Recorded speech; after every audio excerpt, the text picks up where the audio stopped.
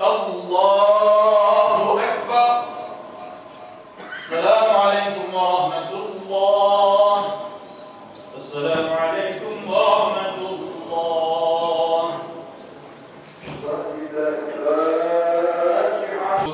Şikayetini Allah'a yapacaktır. Şunu unutmayalım ki İbrahim'den ateşte olsa da nur içerisindedir. Yusuf'tan zindanda olsa da en yüksek makamdadır.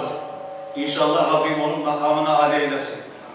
Ve biz şuna şahitiz ki o imanını, cesaretini Allah'a olan imandan aldı. O, onun en büyük rehberi Kur'an-ı Kerim'di kendi ifadesiyle. Onun lideri Hz. Muhammed Mustafa sallallahu aleyhi ve sellem'di. Ve onun yolu şehadet yoluydu. Çıktığı yolda en yüksek mertebeyi kazandı. Öyle umut ediyoruz, öyle dua ediyoruz. Tekbir! Allahu Ekber! Tekbir! Allahu Ekber! Tekbir! Allahu Ekber! Şimdi başta da ifade ettiğim gibi belki bazı kardeşlerimiz duyamamış olabilir. Şehitlik toprağa atılan en bereketli tohumdur. Tohum nasıl toprak altında canlıysa şehit de Rabbimizin ifadesiyle canlıdır, dipdiridir. Bismillah. وَلَا تَقُولُوا لِمَنْ يُقْتَلُ ف۪ي سَب۪يلِ اللّٰهِ اَمْوَاتٍ بَلْ اَحْيَاءٌ عِنْدَ رَبِّهِمْ يُرْزَقُونَ فَرِح۪ينَ بِمَا آتَاهُمُ اللّٰهُ مِنْ فَضْلِهِ İlâ ahiril ayet.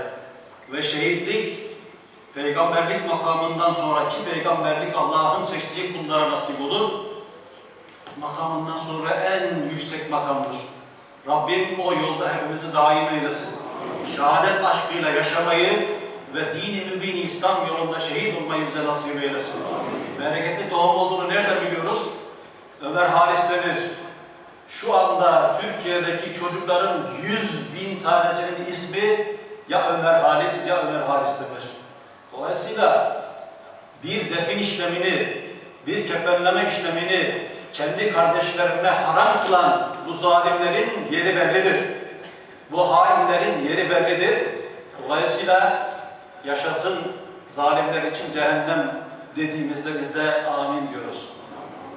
Ya Rab, Muhammed Mursi'nin şehadetine, ümmetin dirilmesine vesile kıl.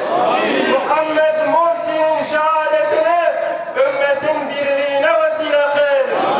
Muhammed Mursi'nin şehadetine, zalimlerin yıkılışına, Sisi'nin yıkılışına, İsrail